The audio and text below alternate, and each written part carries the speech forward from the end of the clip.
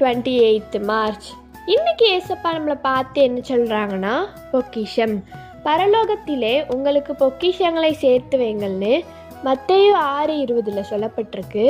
இந்த உலகத்தில் நம்ம சேர்த்து வைக்கிற பொண்ணோ பொருளோ எதுவுமே நிரந்தரம் கிடையாது, அது எதுவுமே நிலைக்காது.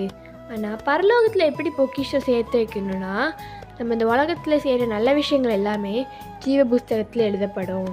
அதனால் பரலோகம் நம்மளுக்கு பலன் தரும்.